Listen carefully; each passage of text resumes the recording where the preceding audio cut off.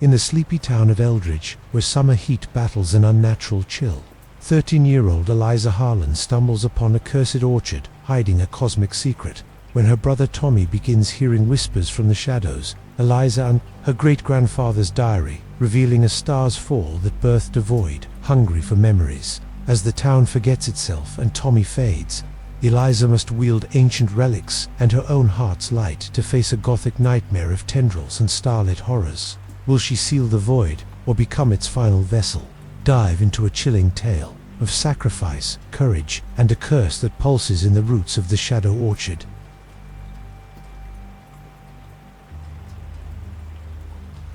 Chapter 1. The Whispering Trizin, the quiet town of Eldridge. Nestled between rolling hills and thick woods, lived a young girl named Eliza. She was 12 years old, with curly brown hair that always seemed tangled from playing outside. Her family had a big old house on the edge of town, right next to an orchard that no one talked about much. The orchard was full of apple trees, but they were twisted and bent, like they were trying to hide from the sun. People called it the Shadow Orchard because even on bright days, dark patches lingered under the branches, moving just a little when you weren't looking. Eliza's mum, Mrs. Harlan, worked in the town bakery, making pies and bread that smelled like heaven. Her dad had passed away when she was little, from a sickness that came quick and left everyone sad. Now it was just Eliza, her mum, and her little brother Tommy, who was only 6 and loved chasing bugs. Tommy was always laughing, but Eliza felt a pull toward the quiet places, like the orchard. She wondered why folks avoided it. Old Mr. Jenkins down the road said it was cursed, but he said that about everything, even rainy days. One crisp fall morning, with leaves turning red and gold, Eliza woke up early. The sun was just peeking over the hills, painting the sky pink. She slipped on her favorite blue dress and sneakers, grabbed a basket for apples, and tiptoed out the back door. Mum was still asleep, and Tommy was snoring like a tiny bear. Eliza wanted to pick some fruit for breakfast, but deep down, she craved adventure. The orchard called to her in dreams, sometimes with whispers she couldn't quite hear. As she stepped past the fence, the air grew cooler. The trees stood tall, their branches like bony fingers reaching for the clouds. Apples hung heavy, red and shiny, but some looked wrong to perfect, like they were made of glass. Eliza walked deeper, crunching leaves under her feet. The path wound between the trunks, and soon the house was out of sight. Birds chirped high up, but down low, it was silent, too silent. Then she heard it, a soft rustle, like wind through leaves, but there was no breeze. It came from a big old tree in the center, its bark cracked and dark. Eliza froze. The sound grew into words, faint and eerie. Come, closer, child. It wasn't loud, but it echoed in her head. Her heart pounded. Was it her imagination? She shook her head and laughed nervously. Silly me, she muttered. But curiosity won. She stepped nearer. The tree's shadow stretched long, even though the sun was rising. In the shade, Eliza saw something odd. The ground shimmered, like water in a puddle, but dry. She knelt and touched it. Cold. Then the whispers came again. Secrets, hidden. Stars. Eliza jumped back. This wasn't right. Orchards didn't talk. She turned to run, but her foot caught on a root, and she fell. The basket spilled apples everywhere. Lying there, she looked up. The branches swayed, forming shapes. Faces, no, just tricks of light. But the whispers didn't stop. They told of faraway places, worlds beyond the sky, where things without eyes watched. Eliza didn't understand, but it scared her. She scrambled up and ran home, leaving the basket behind. Bursting through the door, she found Mum stirring eggs. Eliza, where were you? You look like you've seen a ghost. Just picking apples. Eliza panted. She didn't tell about the whispers. Mum would think she was making up stories. That day, Eliza stayed inside, helping with chores. But as night fell, she peeked out her window. The orchard glowed faintly under the moon, shadows dancing like they were alive. She shivered and pulled the curtains shut. The next morning, Eliza tried to forget. She played with Tommy in the yard, building forts from sticks. But her mind wandered back. What if the tree really spoke? After lunch, she sneaked out again. This time, she brought a flashlight. Even though it was day, the orchard felt different, warmer, inviting. She found the big tree easily. No whispers, At first, she circled it, looking for clues. On the trunk, carved deep, were strange marks, swirls and lines, like a map of stars. Eliza traced them with her finger. A tingle shot up her arm. Then the whispers returned, louder. The gate ...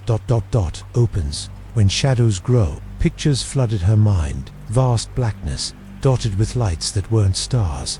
Things moved there, huge and formless, older than time. Eliza yanked her hand away. "Stop," she cried. The visions faded, but she felt changed. Like a door in her brain had cracked open. Running home, she bumped into old Mr. Jenkins. He was walking his dog, a scruffy mutt named Buster. "What you doing in there, girl?" he grumbled. "That orchard's no place for kids." Eliza hesitated. "Why? What's wrong with it?" Mr. Jenkins looked around, then leaned close. "Long ago, before the town was built, folks said a star fell there, not a normal one. It brought ... things, shadows that eat light. My grandpa saw M. Stay away." Eliza nodded, but doubt crept in. A fallen star, that sounded like a tale. That night, dreams came. She floated in space, surrounded by whispers. Giant shapes loomed, indifferent to her tiny self. They hungered for worlds like hers. She woke, sweating, heart racing. Tommy slept peacefully beside her. She hugged her pillow tight. Days passed. Eliza avoided the orchard, but it pulled at her. School started, with lessons on math and history. Her teacher, Miss Clara, noticed her distraction. "Eliza, you seemed far away. Everything okay?" Eliza smiled weakly. "Yes, ma'am, but no." The whispers echoed in quiet moments. One afternoon, after class, she found a book in the library. Mysteries of the Night Sky. It talked about comets and black holes, places where light vanished, like the shadows that sparked something. Maybe the orchard hid a secret from space. Eliza decided to investigate. She told Tommy, who begged to come. "No, it's dangerous," she said. But he followed anyway, sneaky as a fox. They entered together, hand in hand. The trees seemed taller. Whispers greeted them. Tommy heard too. "Lizzie, the trees are talking," he whispered, eyes wide. They reached the center. The marks on the trunk glowed faintly. Eliza touched them again. Visions rushed, the star falling, crashing into earth, burying deep. From it grew the orchard roots, tapping into other realms. Shadows weren't just dark, they were alive, bridges to the unknown. Tommy tugged her sleeve. "Look." In the shadow, a small door appeared in the ground, like a trapdoor made of roots. Eliza's breath caught. "We shouldn't." But Tommy, brave and foolish, pulled it open. Inside, stairs led down into darkness. Cold air wafted up, smelling of earth and something metallic. The whispers urged, "Descend, ... learn, ... Eliza grabbed Tommy. "Home, now." They ran, the door slamming shut behind. That night, storms rolled in. Thunder boomed, lightning flashed. Eliza lay awake, thinking. The orchard wasn't just trees.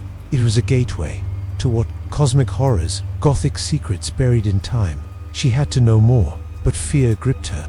Little did she know, the shadows had tasted her curiosity. They grew, waiting. As weeks turned, fall deepened. Leaves fell, blanketing the ground. Mum noticed changes. "You're pale, sweetie. Eating enough?" Eliza nodded, but food tasted bland. Dreams worsened, tentacles of shadow wrapping planets, sucking life. She drew pictures in her notebook swirls, like the trunk marks. Miss Clara saw one. "That's pretty. What is it?" "Just doodles." Eliza lied. One day, a stranger came to town, tall, with a long coat and hat pulled low.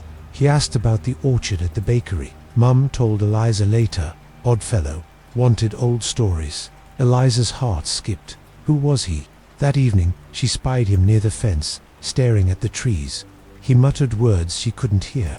Shadows seemed to lean toward him. Curiosity burned. Next morning, Eliza followed him. He entered the orchard, vanishing quick. She trailed, quiet as a mouse. Deep in, she found him at the big tree, hand on the marks. Whispers swirled loud. He turned, eyes glowing faint. "You hear them too, child?" Eliza gasped. "Who are you?" "Name's Elias Crow, seeker of lost knowledge." He smiled, but it didn't reach his eyes. "This place holds power from beyond. Stars whisper truths we can't bear." Eliza stepped closer. "What truths?" Elias knelt. "The universe is vast. cold. Beings there, ancient, don't care for us. This orchard, their root on earth. Shadows grow, feeding on fear. Eliza shivered. Why here? Elias pointed up. Long ago, a fragment fell, planted itself. Now it calls kin. Tommy appeared then, out of breath. Lizzie, Mom's looking. Elias frowned. Go, but beware. Once you listen, they never stop. Home, Mom scolded mildly, but Eliza's mind raced. Elias knew, maybe he could help. That night, she sneaked out, moon high, orchard alive with shadows twisting. She found Elias by the tree, chanting soft. The ground door opened. Join me, he said. See the depths. Heart pounding, Eliza descended. Stairs twisted down, walls damp, torches flickered wait. No, glowing fungi lit the way, air thick, whispers everywhere. At bottom, a chamber, walls carved with more swirls, floor a pool of inky black. Elias dipped a finger. Ripples showed stars, but wrong planets crumbling, shadows devouring. This is the heart, Elias whispered. Cosmic seed, Gothic curse on our world. Eliza touched the pool. Visions exploded. Birth of universe, gods of void, creating, destroying. Indifference crushed her. She pulled back, tears flowing. Too big, too scary. Elias nodded. Knowledge compresses the soul, but we must know. Suddenly, shadows stirred. Tendrils rose from the pool, grabbing Elias. He screamed. They sense us. Eliza ran upstairs, tendrils chasing. She burst out, door sealing. Elias's cries echoed. Panting, she fled home. Dawn broke as she slipped in bed. Was Elias gone? Shadows grew bolder now. Next day, town buzzed. Stranger missing. Eliza kept quiet, but guilt gnawed. She had opened something. Fall turned to winter hints, frost-coated trees. Whispers followed Eliza everywhere in school, at dinner. Tommy heard too, scared silent. One night, he woke crying. Bad dreams. Lizzie. Monsters from stars. She hugged him. Just dreams. But no. Shadows crept closer to house. Under beds, in closets Mom dismissed as tricks of light. Eliza knew better. She returned to orchard, alone. Big tree, silent now. Marks faded, but pool below. She dared not check. Then, a letter arrived. No stamp, just her name. Inside, the shadows grow. Seek, the diary in the old well. Codigo Elias Alivi. Excitement, mixed fear. The well was deep in orchard, dry and forgotten. She went at dusk. Well rim crumbled, peering in darkness. She dropped a stone thud far below. Using rope from barn, she climbed down walls slimy, whispers guiding. Bottom, mud and bones. In corner, a box. Inside, a leather book. Diary. Pages yellow, writing faded. First entry, 1892. The star fell. Orchard changed. Eliza's eyes widened. History compressed in words. She climbed out, book clutched. Home, under covers with flashlight. She read. Writer was her great-grandpa. He saw the fall, felt the pull. Shadows grew, whispering secrets of cosmos. Gothic tales of madness. He sealed the gate, but it weakened. Eliza understood. Family curse. She must fix it. But how? Whispers laughed. You can't. We expand. Days blurred. Eliza studied diary, symbols to close gate. But power needed fear or blood. Tommy fell ill, pale and whispering. Stars, call me. Mom worried. Call Dr. Feather, he said. But Eliza knew shadows fed on him. Desperate, she confronted orchard. Night, full moon, trees bent low. She chanted from diary. Ground shook. Door opened. Down she went. Pool boiled. Shadows rose, forming shape-size. Mouths. You woke us, they hissed. Now join. Eliza held symbol high. Light burst. Shadows recoiled, but not enough. Tendril wrapped her leg. Cold burned. She screamed, then voice. Hold on. Elias, battered, emerged from dark. Used the words. Together, they chanted. Pool shrank. Shadows fading. Gate sealed 4. Now up top. Dawn. Elias vanished again. More to do, he said. Eliza home. Tommy better. But she changed. Cosmic truths compressed in her mind. Gothic shadows lingered. The orchard quieted, but whispers faint, waiting. Chapter 2. Shadows in the moonlight. Winter tightened its grip on Eldridge. wrapping the town in a blanket of snow that sparkled under the pale sun. Eliza Harlan, still shaken from her encounter in the shadow orchard, couldn't stop thinking about the whispers from the big tree or the terrifying chamber beneath it. The diary she'd found in the well was now her secret, tucked under a loose floorboard in her bedroom. Its pages held secrets that made her stomach twist, but also lit a fire of curiosity she couldn't douse. The orchard wasn't just a creepy place, it was something alive, something from beyond the stars, and it was watching her. One evening, as snow fell in soft, silent flakes, Eliza sat by her window, staring at the orchard's dark silhouette. The moon hung low, full and silver, casting long shadows that seemed to writhe like living things. She should have been helping Mum with dinner, or playing with Tommy, who was building a snow fort in the yard, but her mind was elsewhere. The whispers hadn't stopped since that night in the chamber. They crept into her dreams, soft and cold, promising secrets if she'd just listen. "Come back, see the stars, ... double quotes," they said. She shivered, pulling her sweater tight. Tommy burst in, cheeks red from the cold. "Lizzie, come play. I made a snow king." His grin was wide, but Eliza noticed his eyes flick toward the orchard, like he felt its pull to maybe later, she said, forcing a smile. She didn't want him near those trees, not after what she'd seen. But as Tommy ran back out, something caught her eye outside. Tracks in the snow, leading from the orchard to their backyard. Not footprints long, twisting lines, like something had dragged itself through the fluff. Her heart thudded. Animals didn't make marks like that. She grabbed her flashlight and slipped on her boots, telling herself she'd just check. Mum was busy with laundry, humming a tune, so Eliza sneaked out the back door. The air bit her nose, and her breath puffed in clouds. The tracks wound through the yard, past Tommy's snow fort, and into the orchard's edge. She hesitated at the fence, the diary's warnings echoing in her mind. Shadows feed on fear. Stay in light. But the moon was bright, wasn't it? That had to count. Stepping into the orchard, the world grew quieter. Snow muffled her steps, and the trees loomed like silent giants. The tracks led to the big tree at the center, its bark still scarred with those strange, swirling marks. Eliza's flashlight beam danced over the trunk, making the carvings glint like they were wet. No whispers at first, but the air felt heavy, like a storm was coming. She followed the tracks around the tree, and there, in the snow, they vanished. Just ... gone. Her stomach dropped. Then she heard a low rustle, like leaves skittering though the ground was bare under the snow. The whispers started, soft and sweet. "Moonlight feeds us ... come dance ... Eliza spun, flashlight sweeping. Nothing but shadows, stretching long and wrong under the moon's glow. They moved, curling like smoke, forming shapes that weren't quite human. Her breath caught. She stepped back, but her foot sank into a shadow, and the world twisted. Colors flipped, sky black, stars white, snow glowing eerie green. The orchard wasn't the orchard anymore. Trees bent into spirals, their branches reaching like claws. In the center, where the big tree should have been, stood a figure, tall, thin, made of shadow, with no face, just a void where eyes should be. It raised a hand, beckoning. "Join the eternal waltz," it whispered, voice like wind through bones. Eliza's heart pounded. She yanked her foot free, and the world snapped back snow white. Sky dark, stars normal, but the figure lingered, faint, in the corner of her eye. The whispers grew louder, laughing. "You can't run ... we see you ...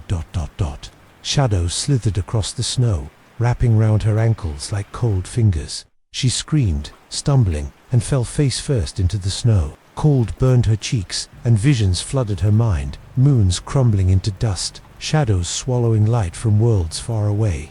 A vast darkness that didn't care about her or anyone. She clawed free, flashlight dropped, and ran. The shadows chased, their edges brushing her legs, icy and sharp.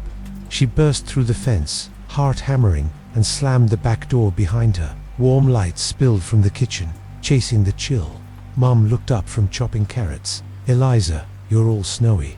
Where have you been?" "Just playing," Eliza lied, brushing snow off her coat. Her voice shook, but Mum didn't notice, too busy stirring soup. Eliza sank into a chair, heart still racing. The shadows had touched her. They knew her now. The next morning, Tommy ran in from the yard, eyes wide. "Lizzie, Mrs. Carter's cat is gone. The one with the bell collar." Eliza froze. That cat, Tinker, always prowled near the orchard. Maybe it ran off, she said, but her voice was hollow. Tommy shook his head. I saw shadows by her fence last night. They took it. His small face was pale, and for once, he wasn't laughing. Eliza's stomach twisted.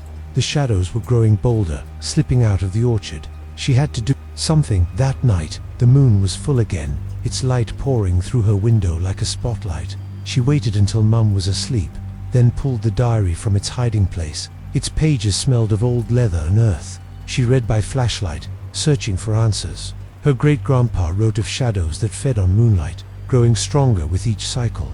They seek hosts, he wrote. Fear makes them strong. Light binds them. She remembered the carved necklace from the Weller wooden pendant with swirling symbols. It was in her dresser, wrapped in a sock. She dug it out, slipping it around her neck. It felt warm, like it held a tiny heartbeat. Maybe it could protect her. She grabbed her flashlight and, against every screaming instinct, headed back to the orchard. The snow glowed silver, and the trees seemed to lean in, watching. The whispers greeted her, louder now. Dance with us, ... join the stars. She gripped the pendant, its warmth steadying her. At the big tree, the shadows were wild, swirling in circles like a creepy dance. In the center, the ground shimmered where the trapdoor had appeared before. It pulsed like a heart under the earth. Eliza hesitated. The diary said the shadows hated light, but her flashlight wasn't enough. She whispered a chant from the diary. Words her great-grandpa used to bind the dark. By sun and star, I hold you fast, ... The pendant glowed faintly, and the shadows hissed, pulling back. But they didn't stop. They formed shapes, hands, faces, things with too many limbs. One reached for her, and she jumped back, chanting louder. The trapdoor creaked open on its own. Cold air rushed up, smelling of metal and decay. The whispers urged, descend. See truth, ... Eliza's legs shook, but she had to know. She stepped down, flashlight beam cutting the dark. The stairs spiraled deeper than before, walls slick with frost. At the bottom, the chamber waited, its pool of inky black glowing silver under moonlight that shouldn't have reached so deep. Shadows swarmed, thicker now, like oil. You seal, we break. They laughed, voices overlapping. Eliza clutched the pendant, chanting again. Light flared, pushing the shadows back, but one tendril darted forward, brushing her arm. Cold seared her skin, and a memory vanished. Her dad's laugh, clear as day, gone like it never was. She gasped, tears stinging. Give it back, she screamed at the shadows. Laughed louder. More, we take more, ... Eliza chanted harder, pendant burning hot. The pool dimmed, shadows retreating. She stumbled up the stairs, legs heavy, and the door slammed shut behind her. Snow crunched under her as she collapsed, panting. The orchard was quiet again, but she felt empty. A piece of her was gone. Back home, she hid the pendant and diary, crawling into bed. Morning came, grey and cold. Tommy was quieter now, watching the orchard from the window. They're mad, Lizzie, he whispered. I hear them in my dreams. Eliza hugged him tight. I'll fix it, she promised. But doubt gnawed. Her school was no escape.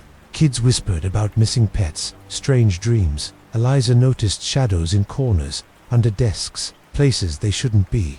Miss Clara, her teacher, looked tired, her eyes distant. You okay, Eliza?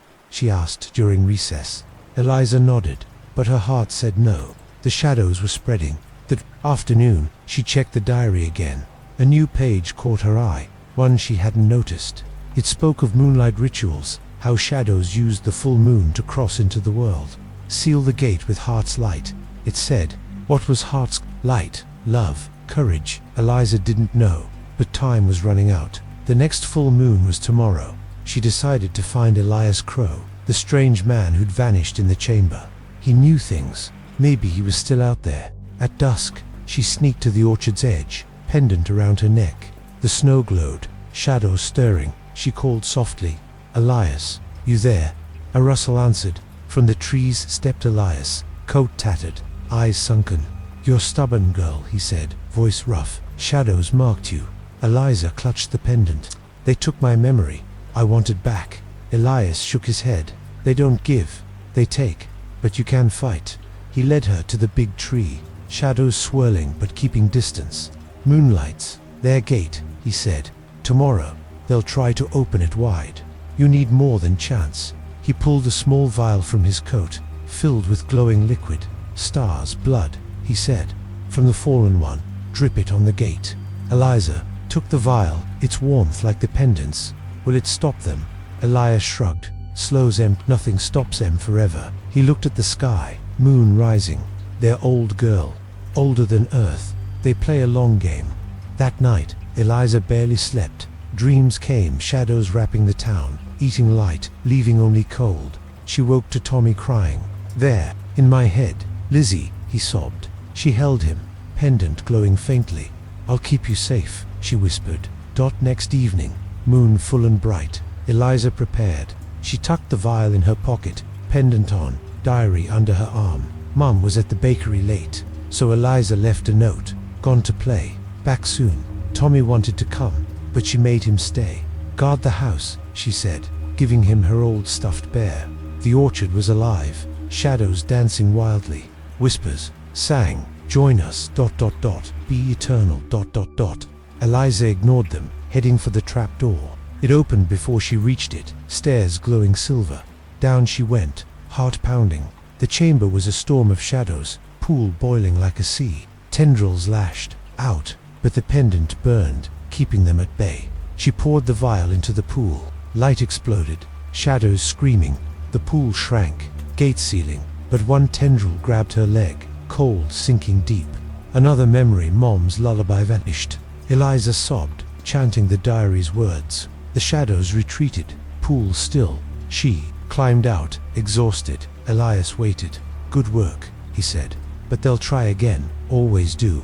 He vanished into the trees, leaving her alone. Home, Tommy was asleep, bear clutched tight. Eliza hid the diary in vial, pendant still warm. Morning came, town quiet, but she felt the shadows watching, waiting. The moonlight had fed them, and they were hungrier now. Eliza knew this wasn't over. The orchard held secrets deeper than she'd imagined, cosmic horrors tied to her family, Gothic curses woven into the earth. She'd fight, but at what cost? Another memory, her brother, herself. The snow fell heavier, covering tracks, but shadows didn't need tracks to follow. Chapter 3. The forgotten diary. Spring arrived in Eldridge, melting the snow that had cloaked the town in silence. The shadow orchard bloomed, but its flowers were wrong petals, black and curling, like burnt paper. Eliza Harlan, now 13, carried the weight of secrets heavier than her schoolbooks. The diary from the old well, hidden under her bedroom floorboard, was her guide and burden. Its pages, written by her great-grandfather, spoke of the orchard's cosmic roots. A fallen star that brought shadows from beyond, hungry for light and life. Every night, Eliza read it by flashlight, her heart racing at the warnings. The shadows grow when fear takes hold. Bind them with courage, or all is lost. The whispers hadn't stopped. They followed her everywhere, soft in the morning, loud under moonlight. At school, she caught them in the hum of fluorescent lights, in the rustle of pages. Tommy, her little brother, heard them too. He'd stopped playing outside, his laughter replaced by nervous glances toward the orchard. They want me, Lizzie, he whispered one morning, clutching her hand. Eliza hugged him, her wooden pendant, carved with symbols from the diary, warm against her chest. She didn't know how to protect him, but she had to try. The town felt different now. Neighbors moved slower, their eyes distant, like they were half asleep. Pets kept disappearing, dogs, cats, even squirrels. Old Mr. Jenkins muttered about curses, but no one listened. Eliza knew better. The shadows were spreading, fed by the full moon's light, just as Elias Crow had warned before he vanished again. She hadn't seen him since that night in the orchard, when the vial of Star's blood sealed the gate, but the seal was weak. She felt it in her bones. One sunny afternoon, Eliza sat in the school library, pretending to study. The diary was tucked in her backpack, its leather cover worn. From her fingers, she'd read every page, but some were faded, words dissolving like mist. One entry haunted her. The orchard hides more than the gate. Artifacts of power lie buried, tools to bind the dark. Follow the map in the roots. A map. She hadn't found one, but the idea burned in her mind. If she could find these artifacts, maybe she could stop the shadows for good. She flipped to a sketch in the diary, swirling lines, like the marks on the big tree. It looked like a constellation, but wrong, twisted. Her great-grandfather wrote of others in Eldridge who'd heard the whispers long ago. Some went mad, babbling about stars that watched. Others vanished. One name stood out. Abigail Wren, a school teacher in 1892 who'd tried to destroy the orchard. She'd failed, her mind broken. Eliza shivered. Was that her fate? After school, she walked home with Tommy, his small hand in hers. The orchard loomed to their right, its black flowers swaying despite no breeze. Tommy pointed. "Look, Lizzie, the trees are moving." She squinted. The branches twitched, like fingers flexing. Her pendant warmed, a warning. "Stay close," she said, hurrying him along. That evening, with Mum at the bakery working late, Eliza decided to search for the map. She told Tommy to stay inside, locking the door. "Don't open it for anyone," she said. He nodded, clutching his stuffed bear. Flashlight in hand, pendant around her neck, she entered the orchard. The air was warm, thick with the smell of rotting petals. The big tree stood at the center, its bark pulsing faintly, like a heartbeat. No whispers tonight, just silence, heavy and wrong. She circled the tree, flashlight beams sweeping the ground. The diary said the map was in the roots, but the ground looked normal, dirt and grass. No clues. She knelt, digging with her hands. Mud caked her fingers, cold and slimy. Then, her nails hit something hard. A stone, flat and round, buried shallow. She pried it free, heart pounding. Carved on its surface were the same swirling symbols from the diary, glowing faintly under her light. Eliza brushed dirt away, revealing more carvings, a pattern of lines connecting dots, like a star chart. This was it, the map, but to what? She traced the lines, and the pendant burned hot. Whispers erupted, loud and angry. "You seek, you lose, ... Shadows rose from the ground, coiling like smoke. Eliza stumbled back, clutching the stone. The shadows lunged, but the pendant flared, light pushing them away. She ran, stone tucked under her arm, heart hammering. Back home, she hid the stone under her bed, next to the diary. Tommy was asleep, bare in his arms. She didn't wake him. Under her covers, flashlight on, she studied the stone. The map showed paths through the orchard, leading to a spot marked with a spiral. The heart's cache, the diary called it. Artifacts, crystals, maybe buried there. She had to find them. The next day, school dragged. Eliza's mind was on the map. During lunch, she slipped to the library, pulling out the diary. A new page had appeared, words clearer than before. The crystals hold starlight, born from the fallen one. They burn the dark, but demand a price. Use with care. A price, like the memories the shadows stole. She touched her pendant, remembering her dad's laugh, gone forever. What else would she lose? After school, she went to the orchard, alone, mapstone in her backpack. The spiral marked a spot near a gnarled tree, smaller than the big one but just as creepy, its roots twisted like snakes. She dug dirt flying, until her shovel hit metal. A chest, rusted and heavy, lay buried deep. She pried it open, breath-catching. Inside were 3 crystals, each the size of her fist, glowing soft blue. They pulsed, warm, like tiny suns. She lifted one, and visions hit hard and fast. A universe vast and cold, where beings without form drifted, indifferent to worlds like hers. Planets spun, then crumbled, eaten by shadows. Knowledge crushed her, compressing time and space into a single, terrifying truth. Humanity was nothing, a speck in the cosmic dark. She dropped the crystal, gasping. The visions faded, but her head ached, like it was too full. Shadows stirred, sensing the crystals. Tendrils rose from the ground, blacker than night. Eliza grabbed the chest, crystals clattering, and ran. The shadows chased, whispering, "Give them ... ours ... The pendant burned, light flaring, and the shadows fell back. She burst through the fence, collapsing in her yard. The chest was heavy, but she dragged it inside, hiding it under her bed. That night, the whispers were louder, angrier. They slipped through her dreams, showing her the orchard spreading, shadows eating the town. She woke, sweating, clutching the pendant. Tommy was awake too, eyes wide. "They're mad, Lizzie. They want those shiny rocks." She nodded, heart sinking. The crystals were power, but also a beacon. The shadows knew. Next morning, Eliza took the diary to school, hoping to show Miss Clara, her teacher. Clara was kind, smart, and might believe her. In class, Eliza passed a note. Need to talk. Secret. Clara nodded, meeting her after school in the empty classroom. What's wrong, Eliza? She asked, her voice soft. Eliza hesitated, then pulled out the diary, showing a page about the fallen star. The orchard's not normal, she said. It's from ... space. Shadows are alive. I found this. She showed the mapstone, its carvings faint in daylight. Clara's eyes widened, tracing the symbols. This is old lore, she said. My grandma told stories about the orchard, said it drove people crazy. I thought it was just tales, but ... She stopped, frowning. Her eyes went blank, like she'd forgotten her own name. Clara. Eliza shook her arm. Clara blinked, confused. What ... What was I saying? Eliza's heart sank. The shadows were touching her too, stealing thoughts. Never mind, Eliza said, stuffing the diary away. She couldn't drag Clara into this. It was too dangerous. Back home, Mum noticed her distraction. You're pale, sweetie, she said, stirring soup. School, okay? Eliza nodded, forcing a smile. But fear gnawed her. The shadows weren't just in the orchard anymore. They were in people's minds, creeping through Eldridge like a fog. At dinner, Tommy barely ate, staring at his plate. They're loud tonight, he whispered. Mum didn't hear, humming as she washed dishes. Eliza decided to test the crystals. Late, with the house dark, she sneaked to the backyard, one crystal in her hand. It glowed brighter under the stars, warm against her palm. She whispered a chant from the diary. By light of stars, I bind you fast ... Double quotes. The crystal flared, blue light cut in the dark.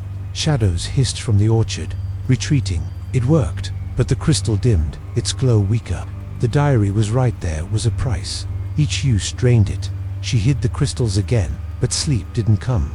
Dreams brought more visions. The fallen star crashing, splitting earth, roots of shadows spreading.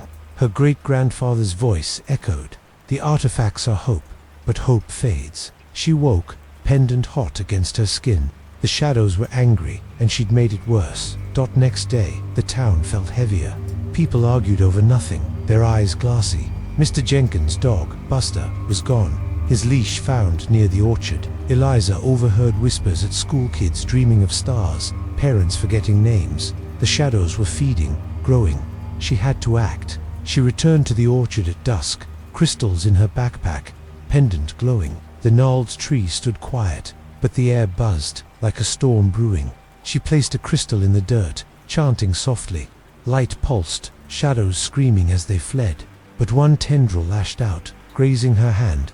Pain seared, and another memory. Vanished her first bike ride with Dad. The wind in her hair, gone. Tears fell, but she kept chanting, sealing the ground. The crystal cracked, its light dead. One down, two left. She stumbled home, exhausted.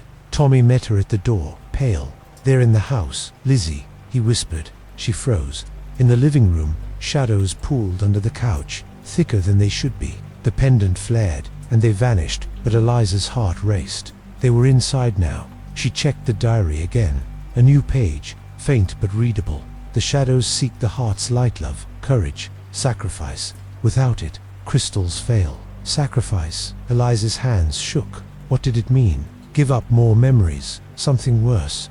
That night, a storm rolled in, thunder shaking the house. Lightning lit the orchard, showing shadows twisting into shapes, people, animals, things with no name. Eliza clutched the diary, reading by candlelight as power flickered. Her great-grandfather's last entry was clear. I sealed the gate, but it cost me. My heart's light dimmed. Beware the price. Eliza looked at Tommy, sleeping fitfully. She'd do anything to keep him safe. But the shadows were closing in, and the crystals weren't enough. The mapstone hinted at one more artifact, deeper in the orchard, but finding it meant facing the dark again. And what if the price was so system was too big? Please continue. Chapter 3, maintaining the 5,000 word count and the same style and Gothic, human-friendly language, grade 8 level, no AI jargon, using the compressed knowledge method. Avoid canvas or charts. Chapter 4, echoes from the void spring's warmth lingered in Eldridge, but the shadow orchard grew colder, its black flowers wilting into ash-like dust that stung the air. Eliza Harlan, now carrying the weight of stolen memories and glowing crystals, felt the world pressing in. The diary, hidden under her floorboard with the mapstone and 2 remaining crystals, was her only guide. Its pages, penned by her great-grandfather, warned of shadows that weren't just dark, they were alive. Born from a fallen star, hungry for more than light, they wanted souls. Eliza's pendant, carved with swirling symbols, burned against her chest, a reminder of the fight she couldn't escape. The whispers had changed, no longer soft, they were echoes hollow, pleading voices that slipped into her dreams and waking hours. They called from the orchard, from corners of her house, from the spaces between words in class. Tommy, her 6-year-old brother, heard them too. He'd stopped smiling, his eyes darting to shadows under tables or in doorways. "They're sad, Lizzie," he said one morning, clutching his stuffed bear. "They want help." Eliza's heart ached. She wanted to believe it was just dreams, but the shadows had taken her memories, Dad's laugh, her first bike ride, and she knew they'd take more. The town was unraveling. People forgot things, names, chores, whole days. Mrs. Carter, whose cat vanished, stood in her yard staring at nothing. Old Mr. Jenkins muttered about the orchard, but his words slurred, like his mind was slipping. At school, kids whispered about nightmare stars falling, skies turning black. Eliza caught Miss Clara, her teacher, staring blankly, then shaking it off with a forced smile. The shadows were everywhere, feeding on fear, growing bolder since Eliza used the crystal to push them back. One rainy afternoon, Eliza sat in her room, diary open. The mapstone's carvings pointed to a hidden cache, but she'd found the crystals already. What else was out there? A new page in the diary, edges crisp, as if freshly written, caught her eye. The void echoes with the lost, their voices. "Lure, trust not the calls, for they bind you to the dark." Her great-grandfather wrote of voices that tricked, pulling people into the shadows. One name stood out: Abigail Wren, the teacher who'd tried to burn the orchard in 1892. She'd heard a voice, thought it was her sister, lost to fever. It wasn't. Abigail walked into the orchard and never came back. Eliza's stomach twisted. Last night, in a dream, she'd heard Dad's voice, soft and warm. "Eliza, come find me, I'm here." She'd woken crying, the pendant hot. Was it a trick? The shadows knew her heart, her grief. She touched the pendant, its warmth steadying her. She had to go back to the orchard. The crystals worked, but they cracked, their light fading. She needed answers, and the chamber under the big tree was the only place to find them. That evening, with Mum at the bakery and Tommy asleep, Eliza grabbed a crystal and the diary. Rain pattered on the roof, masking her steps as she slipped out. The orchard was dark, rain soaking the black flowers into sludge. The big tree loomed, its bark glistening like it was alive. Whispers, no echoes, whirled around her. "Help us, ... free us, ... They sounded human, familiar. Her pendant glowed, but faintly, like it was tired. She reached the trapdoor, its root-like edges slick with rain. It opened without a touch, stairs spiraling into darkness. The air smelled of wet earth and something sharp, like rusted iron. Flashlight in one hand, crystal in the other, she descended. The chamber below was different walls, pulsed, glowing fungi brighter, casting eerie green light. The inky pool in the center rippled, reflecting not the ceiling but a sky full of stars that weren't hers. The echoes grew louder, a chorus of voices. "Eliza, ... we're here, ... She froze. One voice cut through Dad's, clear as day. "Come to me, Lizzie, I miss you." Tears stung her eyes. She stepped closer to the pool, its surface shimmering. Faces appeared in the ripples, strangers, neighbors, and their dad's face, smiling like he used to. "I'm trapped," he said. "Help me." Her heart screamed to reach out, but the diary's warning echoed. "Trust not the calls." She gripped the crystal, its blue glow weak. "You're not him," she whispered. The face in the pool twisted, smile fading. "You can't leave us," it hissed. Voice no longer Dad's but cold, layered, like many speaking at once. Shadows rose from the pool, tendrils thick and fast. Grabbing for her dot, Eliza raised the crystal, chanting from the diary, "By starlight's truth, I bind you back." Light flared, shadows shrieking, but the tendrils didn't stop.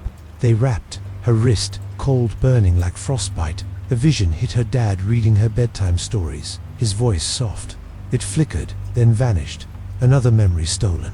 She screamed, pulling free, and threw the crystal into the pool. Light exploded, the pool bubbling, shadows retreating. The faces faded. Dad's last. She stumbled up the stairs, rain mixing with tears. The trapdoor slammed shut, sealing the chamber. Back in the orchard she collapsed, soaking wet. The crystal was gone, its light spent. Only one left. The pendant was cool now, like it had given up. She dragged herself home, hiding the diary. Tommy was awake, eyes wide. "You saw him, didn't you?" he whispered. "Dad." Eliza nodded, throat tight. It wasn't him. "They're lying." Tommy hugged her, shaking. "They call me too." Mum's voice. Her blood ran cold. The shadows were targeting Tommy now, using their mum. She had to stop this, but how? The diary said the void's echoes were traps, luring with love.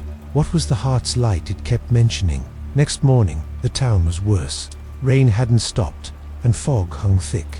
People moved like ghosts, forgetting conversations, mid-sentence. At school, Miss Clara dropped her chalk, staring at it like she didn't know what it was. Eliza tried talking to her, showing a diary page about the echoes. Clara frowned, touching the words.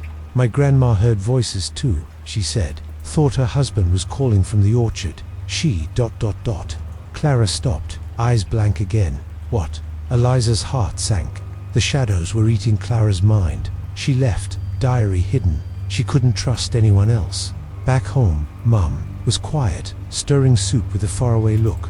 "You okay, Mom?" Eliza asked. Mom blinked, smiling weakly. "Just tired, sweetie." But her hands shook, and shadows lingered in the kitchen corners, darker than they should be. Eliza checked the diary again. A new page, faint but clear.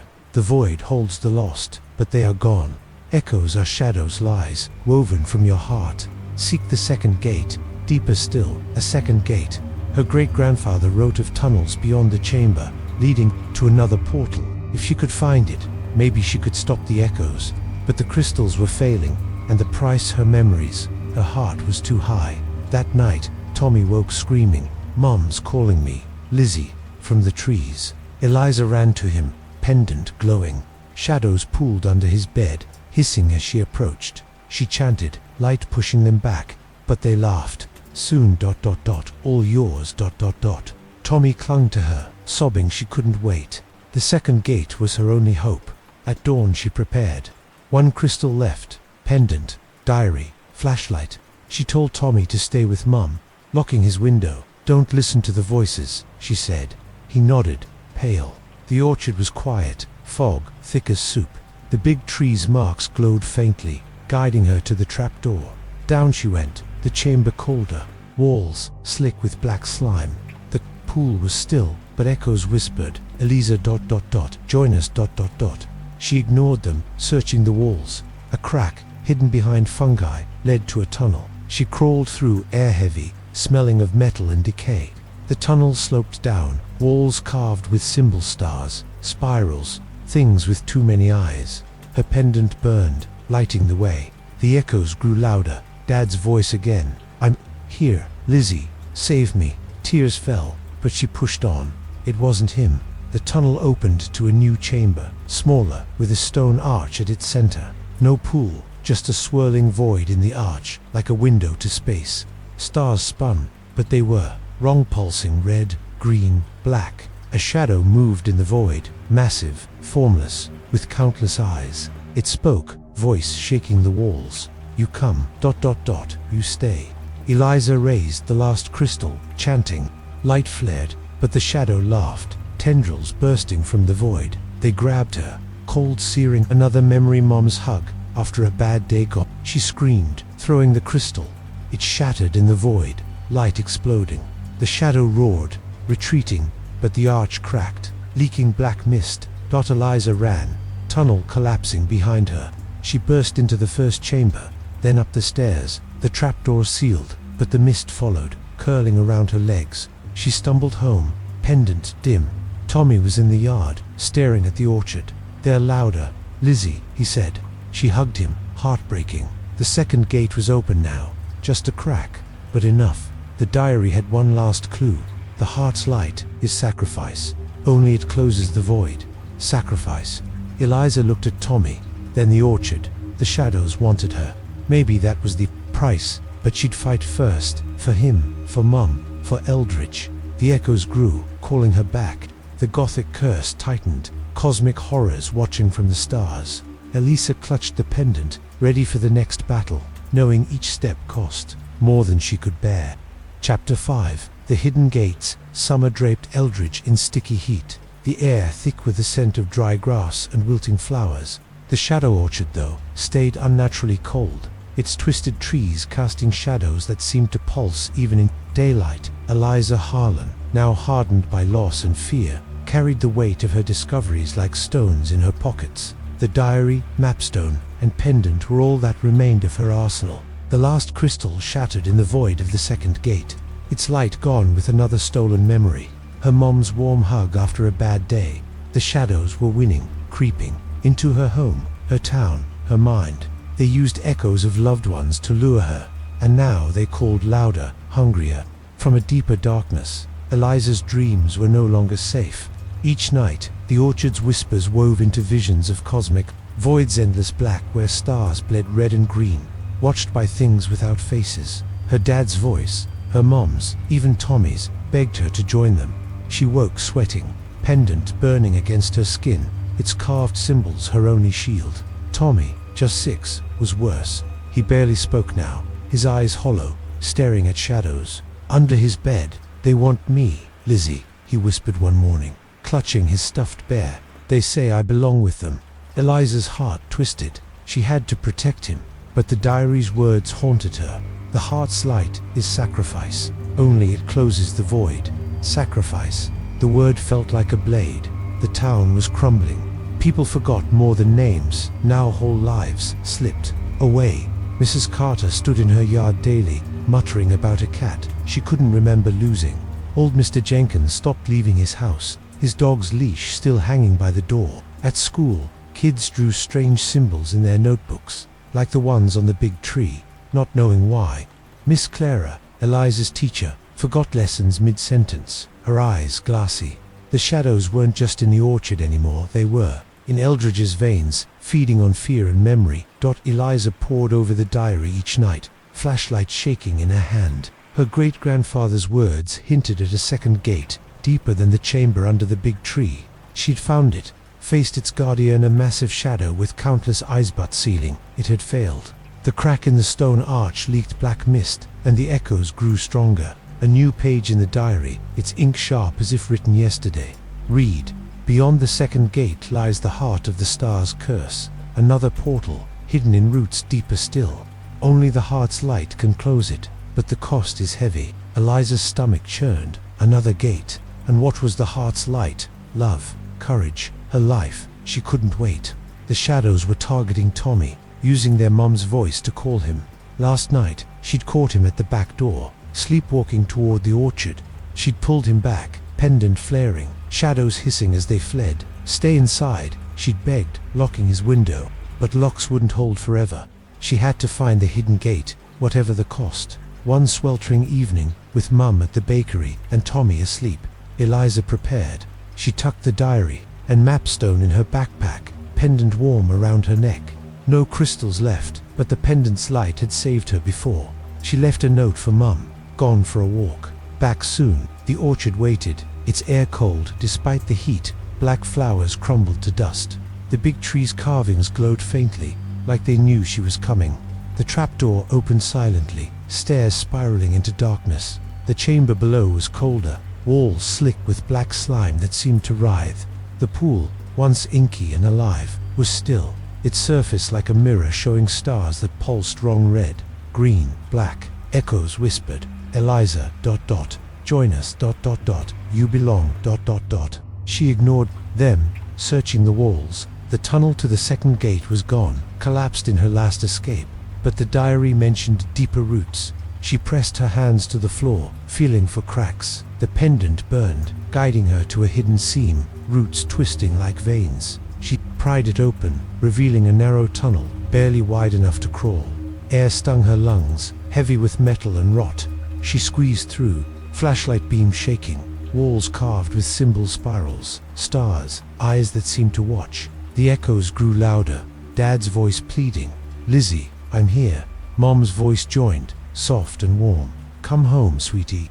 Tears fell, but she pushed on. They weren't real. The pendant burned hotter, light cutting the dark. The tunnel opened to a new chamber, smaller, older.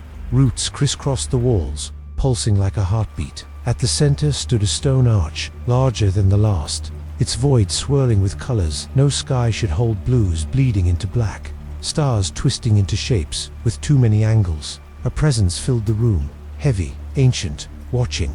The pendant flared, but its light flickered, weak. Eliza clutched the diary, reading aloud.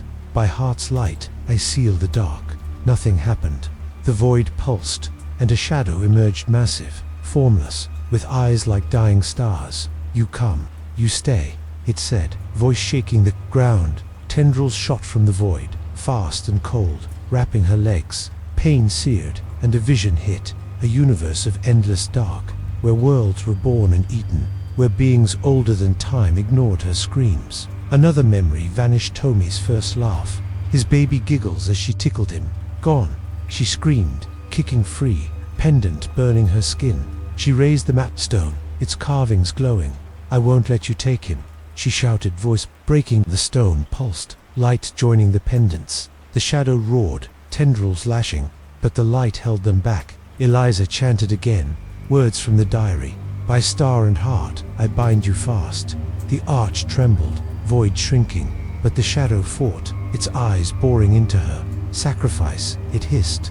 Give all, or lose all. Her heart pounded. Sacrifice. The diary's words echoed love, courage, something deeper. She thought of Tommy, Mom, Eldridge. The shadow lunged, tendrils grazing her arm. Another memory, baking cookies with Mum, flour on her nose. Tears streamed, but she held the stone high, chanting louder. The void flickered, cracks forming in the arch. Light poured from the pendant, brighter than ever, but it burned her. Like fire in her chest. The shadow screamed, a sound that shook her bones. Tendrils retreated, the void collapsing. The arch cracked, sealing with a thunderous snap, but black mist leaked, curling around her. She stumbled back, tunnel shaking, roots crumbled, dirt falling. She crawled out, lungs burning, and burst into the first chamber. The trapdoor slammed shut as she climbed, sealing the gate but not completely. The mist followed, clinging to her skin. She ran home, pendant dim, mapstone heavy in her hands. Tommy was in the yard, staring at the orchard, eyes blank. Lizzie, they're still calling, he whispered. She hugged him, shaking. The mist had followed, seeping into the grass, the air. The gate was closed, but the shadows were free, stronger now. She bought time, but at what cost? Morning came, sun weak through clouds. The town was quieter, but wrong. People moved like puppets, their faces empty.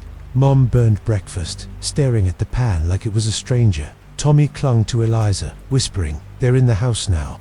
Shadows pooled in corners, under stairs, watching. The pendant stayed cold, its power spent. Eliza checked the diary, hands trembling.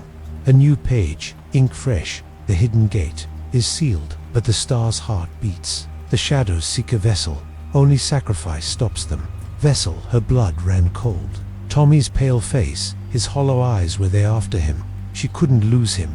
The diary mentioned one last artifact, buried in the orchard's deepest roots, but finding it meant facing the shadows again. And the price, her heart's light was clearer now. It wasn't just memories, it was her that day. School was a haze. Kids drew more symbols, teachers forgot names. Miss Clara didn't show up. Eliza overheard neighbors talking about a stranger in town tall, in a long coat, like Elias Crow. Hope flickered. Was he back? She had to find him. At dusk, she sneaked to the orchard, pendant and diary in hand. The big tree was quiet, but shadows danced in the heat, forming shapes, hands, eyes, mouths. Elias, she called softly. No answer, but the air shifted. A figure stepped from the trees, not Elias, but a shadow, human-shaped, with glowing eyes. You fight in vain, it said, voice like 1,000 whispers. The star wakes, you will join. Eliza raised the pendant, chanting, but it flickered, weak. The shadow laughed, fading into mist. She ran home, heart pounding. Tommy was in bed, feverish, muttering, they're coming. Lizzie, Mom sat by him, eyes distant. Shadows curled in the room, thicker now. Eliza clutched the diary, reading by candlelight as thunder rolled outside. Her great-grandfather's last words were stark. I gave my heart to seal the star. It took all I was. Beware. Eliza looked at Tommy, sleeping fitfully. She'd do anything to save him, even if it meant giving herself. The shadows wanted a vessel, and she'd make sure it wasn't him. The orchard waited, its cosmic curse tightening, Gothic roots deep in her blood. The final artifact was out there, and she'd find it or die trying. Chapter 6. Dreams of stars. Summer's heat clung to Eldridge, but the shadow orchard remained a cold, shadowed wound in the earth. Its twisted trees, heavy with blackened fruit, seemed to lean inward, as if guarding secrets deeper than the gates. Eliza Harlan had already faced 13. She was no longer just a curious girl. She was a warrior, scarred by stolen memories and haunted by the diary's warnings. The pendant around her neck, carved with ancient symbols, flickered weakly. Now, its power drained from battles with the shadows. The mapstone tucked in her backpack was her last guide, its carvings pointing to a final artifact buried in the orchard's deepest roots. But the diary's words burned in her mind. The heart's light is sacrifice. The shadows seek a vessel. Eliza feared the vessel was Tommy, her 6-year-old brother, whose eyes grew emptier each day. The town was unraveling faster. Shadows slipped into homes, curling in corners, whispering in dreams. People forgot faces, promises, their own names. Mrs. Carter stood in her yard, muttering about a lost cat she couldn't name. Old Mr. Jenkins hadn't left his house in days, his door locked, windows dark. At school, kids drew swirling symbols without knowing why, their laughter replaced by silence. Miss Clara, Eliza's teacher, hadn't returned, and rumors said she wandered the streets at night, talking to no one. Eliza's mom moved slower, her smiles forced, as if shadows clouded her thoughts. Tommy was worse, pale, quiet, waking from nightmares where their mum's voice called him to the orchard. Eliza's dreams were no refuge. Each night, they pulled her into a cosmic void in less black, where stars pulsed wrong. Red and green, watched by things with no shape. Voices of her dad, Mum, and Tommy begged, "Join us, Lizzie, be with us forever." She'd wake gasping, pendant hot, her room thick with shadows that vanished when she blinked. Last night, Tommy had sleepwalked again, standing at the back door, whispering, "They need me." She'd locked him in, but his words chilled her. The shadows wanted him, and her fight with the hidden gate had only made them hungrier. The diary was her only hope. By candlelight, she read its newest page, ink fresh, as if her great-grandfather wrote it yesterday. The star's heart lies in the orchard's core, a relic of its fall. Find it, but beware. Dreams are the shadow's web. They weave truth and lies to trap the heart's light. Dreams, the word stuck like a thorn. Her great-grandfather wrote of others lost to the orchard, lured by dreams of loved ones.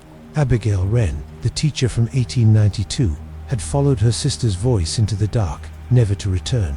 Eliza's dad called her now, his voice so real it broke her heart. Was it a lie, or was he trapped? Like the diary hinted, she couldn't wait. Tommy's nightmares were worsening, and the shadows were bold, seeping into their house. Last night, she'd seen them under the kitchen table, coiling like smoke. The pendant pushed them back, but its light was fading. She had to find the final artifact, the star's heart, before the shadows claimed her brother. The mapstone's carvings showed a path to the orchard's deepest roots, marked by a spiral near a forgotten well, different from the one where she'd found the diary. One humid evening, with Mum at the bakery and Tommy locked in his room, Eliza prepared. She tucked the diary and mapstone in her backpack, pendant warm against her chest. No crystals left, no Elias Crow to guide her. The stranger hadn't appeared since the hidden gate, and she feared he was gone, swallowed by the void. She left a note for Mom, checking the yard. Back soon. The orchard waited, its air icy, black fruit dripping rot.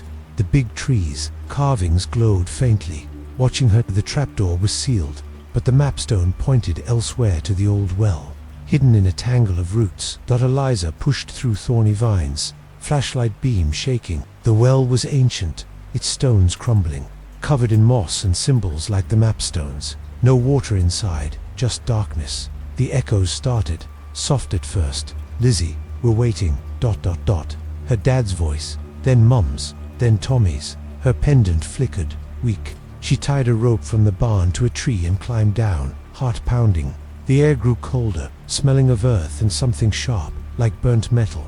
The well's bottom was mud, bones, scattered birds maybe, or something worse. In the mud, she found a root, thick and pulsing, carved with spirals. She dug, hands caked in filth, until she hit stone slab, heavy etched with stars. The pendant burned, guiding her. She pried it open, revealing a hollow. Inside lay the star's heart, a small, jagged stone, black but glowing with inner light, like a trapped galaxy. It hummed, warm, pulling at her mind. She lifted it, and dreams flooded her vivid reel. She stood in a void, stars swirling, not above but around her. Her dad appeared, smiling, arms open. "You found me, Lizzie." Mum joined, laughing. Then Tommy, his bear in hand. "Stay with us," they said. The star's heart pulsed in her hand, its light blending with the void. But the diary's warning screamed in her mind, dreams are their web. These weren't her family. She clutched the pendant, chanting, "By heart's light, I see the truth." The figures twisted, faces melting into shadows, eyes countless and cold. "You can't leave," they hissed, tendrils lunging. Eliza screamed, pendant flaring. The dream shattered, and she was back in the well, star's heart in her hand. Shadows swarmed, climbing the walls, their voices a chorus. "Give it hours, .. The pendant's light pushed them back, but it flickered, dying. She stuffed the stars, heart in her backpack, and climbed, rope burning her hands. Shadows grabbed her ankles, cold searing. A memory vanished, her dad, pushing her on a swing, wind in her hair, gone. Tears fell, but she reached the top, pulling the rope free. The orchard was alive now, trees bending, shadows dancing. The star's heart hummed, drawing them. She ran, pendant dim, shadows chasing. At home, she hid the stone with the diary, locking her door. Tommy was awake, eyes wide. "You got it, Lizzie. They're mad." She nodded, heart racing. The star's heart was power, but it called the shadows louder than ever. Morning brought no relief. The town was a ghost, people moving like sleepwalkers. Mum burned toast, staring blankly. Tommy clung to Eliza, whispering, "They're in my head." Shadows pooled in every corner, thicker, bolder. The pendant was cold, useless. Eliza checked the diary, hands shaking. A new page. "The star's heart binds the void, but dreams are its key. Use it where shadows are strongest, but the vessel must pay." Vessel. The word chilled her. Tommy, so small, so pale was he the vessel. She had to act. At school, kids were silent, drawing spirals. Miss Clara was gone, her desk empty. Eliza overheard talk of a stranger near the Orchidelius. Maybe. Hope flickered. She sneaked out at dusk, star's heart in her pocket, diary under her arm. The orchard was a nightmare, trees twisting, shadows forming hands, mouths, eyes. "Elias," she called, no answer, but a figure stepped from the dark knot. Elias, but a shadow, human-shaped, eyes glowing red. "The heart is ours," it said, voice a thousand whispers. Eliza raised the star's heart, its light blinding. The shadow screamed, dissolving, but others came, endless. She chanted, "By star's heart, I bind you." Light flared, shadows, retreating, but the stone grew hot, burning her hand. Another memory, Tommy's first birthday, his tiny hands in cake on. She sobbed, running home. Tommy was feverish, muttering, "They're here, Lizzie." Shadows filled his room, coiling. Around his bed she held the star's heart, chanting, light pushing them back, but the stone cracked, its glow fading. The shadows laughed. "You lose, we take... .. Tommy's eyes fluttered, his breath weak. Eliza's heart broke. Sacrifice. The diary was clear, she was the vessel, not him. She hugged Tommy, whispering, "I'll save you." The star's heart was her last weapon, but using it meant giving everything. The orchard waited, its cosmic curse pulsing, Gothic roots strangling her world. She'd face it, for Tommy, for Mum, for Eldridge, even if it meant losing herself. Chapter 6. Dreams of stars. Summer's heat clung to Eldridge, but the shadow orchard remained a cold, shadowed wound in the earth. Its twisted trees, heavy with blackened fruit, seemed to lean inward, as if guarding secrets deeper than the gates. Eliza Harlan had already faced 13. She was no longer just a curious girl, she was a warrior, scarred by stolen memories and haunted by the diary's warnings. The pendant around her neck, carved with ancient symbols, flickered weakly. Now, its power drained from battles with the shadows. The mapstone tucked in her backpack was her last guide, its carvings pointing to a final artifact buried in the orchard's deepest roots. But the diary's words burned in her mind. The heart's light is sacrifice. The shadows seek a vessel. Eliza feared the vessel was Tommy, her 6-year-old brother, whose eyes grew emptier each day. The town was unraveling faster. Shadows slipped into homes, curling in corners, whispering in dreams. People forgot faces, promises, their own names.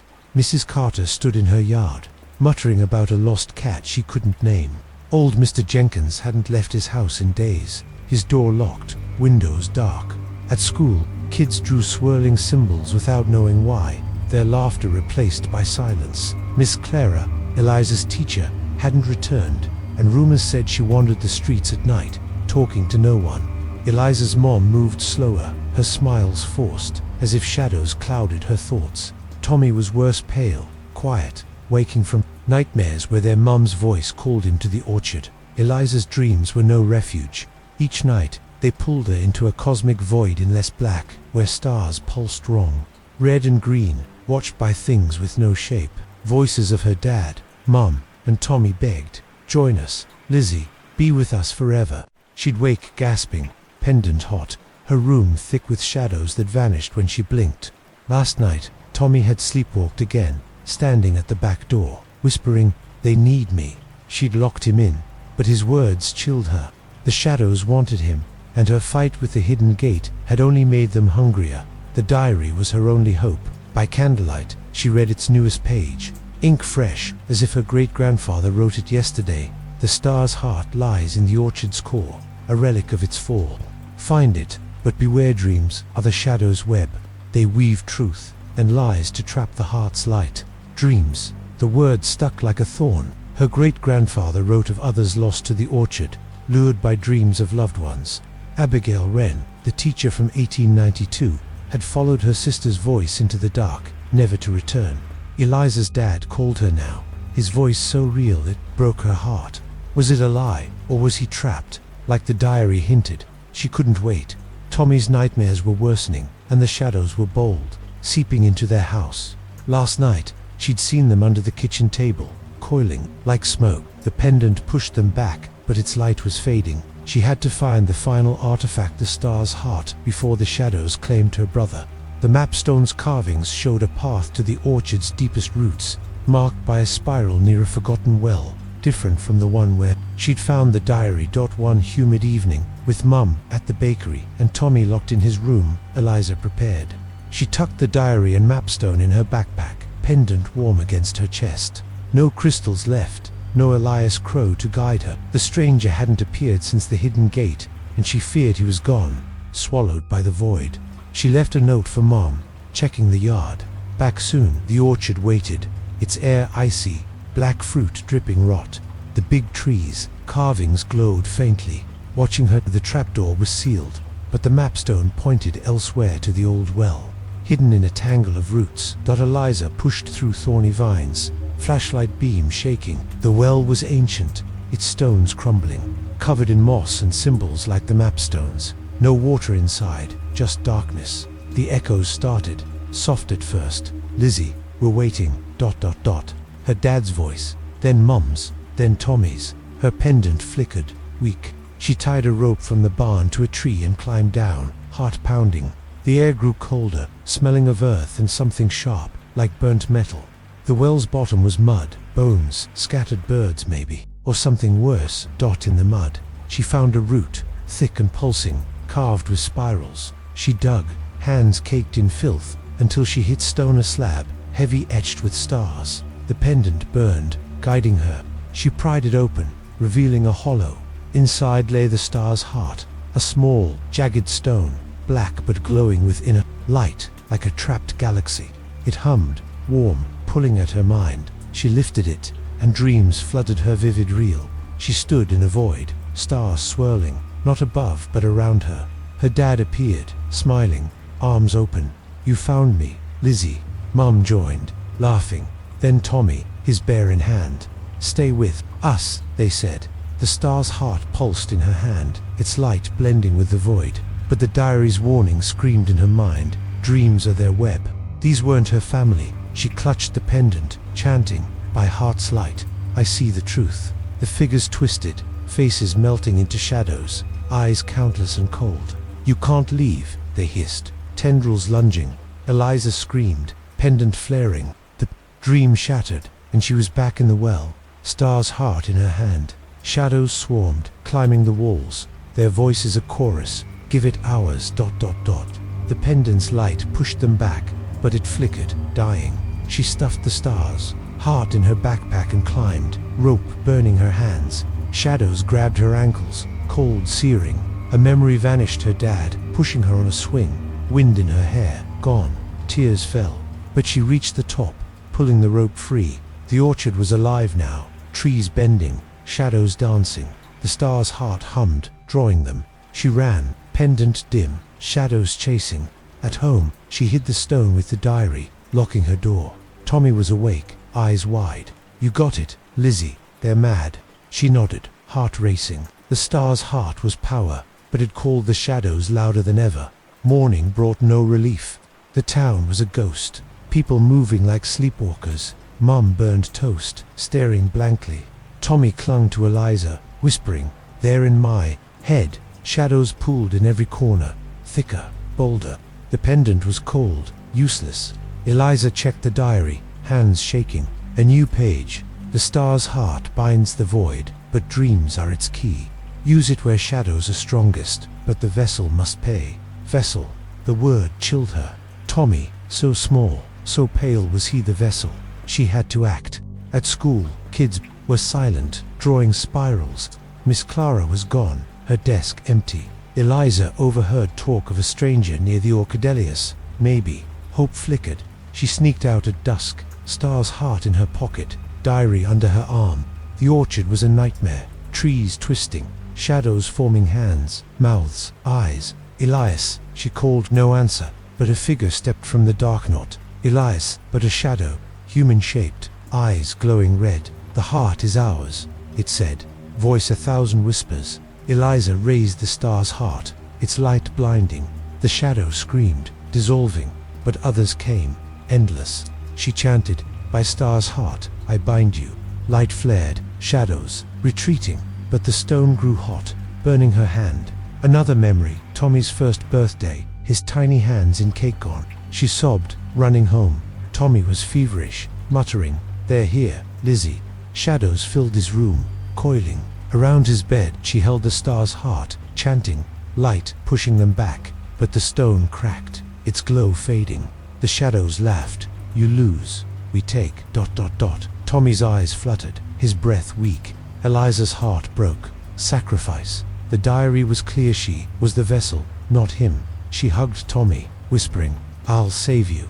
The star's heart was her last weapon, but using it meant giving everything. The orchard waited, its cosmic curse pulsing, Gothic roots strangling her world. She'd face it, for Tommy, for Mum, for Eldridge, even if it meant losing herself. Chapter 8. Tendrils of darkness. Summer's heat in Eldridge had faded into a restless twilight, but the shadow orchard pulsed with a cold that bit deeper than any winter. Its gnarled trees, their branches twisted like claws, dripped black sap that hissed on the ground, eating away at the earth. Eliza Harlan, 13 and battle-worn, carried the scars of her fight's memories, stolen by shadows. Her dad's whistle, Tommy's first laugh, gone forever. The star's heart, her last weapon, was lost in the orchard's core, its light spent sealing the pit where the fallen star's curse began. Her pendant, carved with ancient symbols, hung cold and lifeless around her neck. The diary and maps, hidden under her floorboard, were her only guides, but their warnings grew darker. The awakening stirs the void. The vessel's light is the final key. Eliza knew she was the vessel, and the shadows hungered for her heart. Eldridge was a husk. Shadows slithered through homes, pooling in corners, whispering in ears. People were shells misses. Carter wandered her yard, muttering nonsense. Old Mr. Jenkins' house was a tomb, his door boarded shut. At school, kids sat silent, their eyes like glass, hands twitching with unseen spirals. Eliza's mum forgot recipes, faces, even calling Tommy by name. Tommy, just 6, was fading fast as his fever lingered, his voice a whisper. "They're inside me, Lizzie," he said, clutching his stuffed bear, eyes darting to shadows under his bed. Eliza's heart shattered. The shadows were winning, their tendrils reaching deeper since she sealed the core. Her dreams were prisons. Each night, the void pulled her in blackness where stars bled unnatural colors, watched by things with no form, only eyes. Voices of her dad, Mom, and Tommy pleaded, "Join us, Lizzie, be whole." She woke gasping, room thick with shadows that vanished at dawn. The diary warned, the shadows weave tendrils from dreams, binding the vessel to the void. Tendrils, the words sank like a stone. She'd seen them black, writhing, stealing memories with every touch. Last night, Tommy had sleepwalked again, clawing at the back door, muttering, "They need me." She'd locked him in, but the shadows laughed, their voices echoing in her skull. The diary's newest page, ink sharp and fresh, read, "The tendrils grow where shadows thrive." The final seal lies in the orchard's heart, under a blood moon's light. The vessel must offer all, or the void consumes all. The mapstone's carvings showed a spiral at the orchard's deepest point, where the big tree stood, its roots a knot of ancient power. Eliza knew the blood moon was coming tomorrow night, red and heavy in the sky. She had to face the shadows there, but the cost her heart's light. Her sacrifice terrified her. Her great-grandfather had given everything to seal the stars. Curse would she lose herself to save Tommy? Tommy's condition worsened. He barely ate, his skin pale as moonlight, eyes sunken. "They're pulling me, Lizzie," he whispered, voice trembling. Shadows coiled around his bed, thicker now, hissing as Eliza approached. She tried the pendant, chanting, "By heart's light, I bind you," but it stayed cold, useless. The shadows laughed. "Your hours, ... soon." She hugged Tommy, promising, "I'll stop them," but doubt gnawed her. The star's heart was gone, Ilias Crow missing, maybe dead. She was alone, one humid evening, with Mum lost in a fog and Tommy locked in his room. Eliza prepared. She tucked the diary and mapstone in her backpack, pendant heavy despite its dead light. No note Mum wouldn't notice. The orchard was a nightmare, its air freezing, black sap burning holes in the grass. The big tree loomed, its carvings glowing red under the rising moon. The trapdoor was sealed, but the mapstone pointed to the tree's roots, where the ground pulsed like a heart dot. Eliza pushed through twisted branches, flashlight shaking. The roots were alive, writhing like snakes, dripping sap that stung her skin. She followed the spiral, digging where it pointed. Her hands hit stone a slab, carved with eyes and stars, pulsing faster than before. The pendant warmed faintly, a flicker of hope. She pried the slab open, revealing a chamber below, smaller, darker, walls slick with black ooze. At its center was no pit, no void, just a throne of roots, glowing red, like the blood moon above. Shadows swarmed, not shapes but tendrils thick, black, endless, coiling from the throne. They spoke, voices layered. "You come, ... you give." Eliza's heart pounded. The diary said this was the orchard's heart, where the stars cursed lived. She clutched the mapstone, chanting, "By heart's light, I seal you." The stone glowed, but the tendrils lunged, wrapping her arms. Cold seared, and a memory vanished, her mum singing a lullaby. Soft and warm, gone. She screamed, tears falling, but held the stone higher. Visions hit, the star crashing, splitting. Earth, tendrils spreading to other worlds. Beings watched, vast and cold, their hunger endless. The tendrils tightened, pulling her toward the throne. "Be the vessel," they hissed. Eliza thought of Tommy, fading, and Mom, lost. "Not them," she whispered, chanting louder. The mapstone burned, light flaring, but the tendrils grew, wrapping her legs. Another memory, Tommy's hand in hers, chasing fireflies gone. A voice broke through Elias Crow, tattered, bleeding, eyes wild. "Don't give in." He stumbled from the shadows, a knife in hand, carved with symbols. "Cut the roots," he shouted, tossing it to her. The tendrils grabbed him, dragging him down. Eliza caught the knife, slashing at the roots. They screamed, black sap spraying, burning her skin. The throne shook, tendrils retreating, but the shadows fought, coiling around her. She stabbed the throne's center, where the roots pulsed strongest. Light exploded from the knife, joined by the mapstone's glow. The chamber trembled, walls cracking. Visions flooded, worlds consumed, stars dying. The shadows' hunger endless. The tendrils lashed, stealing another memory, her dad's face. Smiling at her birth, gone. Tears streamed, but she drove the knife deeper, chanting, "By heart's light, I end you." The throne collapsed, roots dissolving, shadows screaming. The chamber shook, ceiling crumbling. Elias grabbed her, pulling her toward the exit. "Go," he yelled, tendrils wrapping him again. She ran, knife and mapstone in hand, the chamber collapsing behind her. She burst into the orchard, the ground ceiling, blood moon glaring above. The shadows were quieter, but not gone. The knife glowed faintly, then dimmed. Eliza stumbled home, heart racing. Tommy was in bed, breathing easier, but shadows lingered. In his eyes, "They're still here, Lizzie," he whispered. She hugged him, knife hidden under her pillow. The mapstone was cold, its carvings faint. Morning came, grey and heavy. Mum called her sweetie, forgetting her name. The town was silent, people moving like ghosts. Eliza checked the diary, hands shaking. A new page. The heart is wounded, but the void lives. The blood moon strengthens the tendrils. The vessel's light is the last hope. Vessel her. She'd hurt the shadows, but they were waiting, their tendrils deeper now. Elias was gone again, maybe lost forever. The knife was her only weapon, its symbols tied to the diary's chants. At school, kids were statues, their eyes empty. Rumors spread of a body near the orchard, Elias maybe, or another victim. Eliza's hope faded. The diary hinted at a final ritual under the next blood moon, where the shadow's heart beat strongest. She looked at Tommy, sleeping fitfully. She'd saved him for now, but the tendrils were growing, wrapping her heart. The orchard's curse, cosmic and Gothic, pulsed in her blood. She'd face it, knife in hand, even if it meant giving all she had.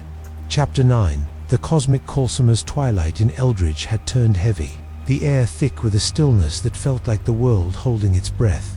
The shadow orchard pulsed with an unnatural chill, its gnarled trees twisting tighter. There, black sap scorching the earth like acid. Eliza Harlan, 13 and worn by battles, carried the weight of her losses, memories of her dad's smile, her mom's lullaby, Tommy's firefly chases, all stolen by the shadows. The star's heart was gone, sacrificed to seal the orchard's core, and her pendant, once glowing with ancient symbols, hung cold and lifeless. The diary and mapstone, hidden under her floorboard, were her last guides, but their warnings grew dire. The tendrils are wounded, but the void calls. The vessel's light must answer under the blood moon. Eliza knew she was the vessel, and the shadows hungered for her, their cosmic curse tightening around her heart. Eldridge was a shadow of itself. Tendrils of darkness slithered through homes, coiling in corners, whispering in minds. People were husksmisses. Carter stood frozen in her yard, muttering gibberish. Old Mr. Jenkins' house was a crypt, windows black. At school, kids sat like statues, eyes glassy, fingers tracing spirals they didn't understand. Eliza's mum forgot her own recipes, calling Eliza sweetie with a blank stare. Tommy, only 6, was fading fast as his fever lingered, his voice a whisper, his eyes darting to shadows under his bed. "They're calling me Lizzie," he said, clutching his stuffed bare voice, trembling. "They want us both." Eliza's heart shattered. The shadows were stronger since she wounded their heart, their tendrils reaching deeper into her brother. Her dreams were no escape. Each night, the void pulled her in a cosmic abyss where stars pulsed wrong, red and green, watched by things with no form, only hunger. Voices of her dad, Mum, and Tommy begged, "Come, Lizzie, be with us." She woke gasping, room thick with shadows that faded at dawn. The diary warned, the cosmic call binds the vessel to the void.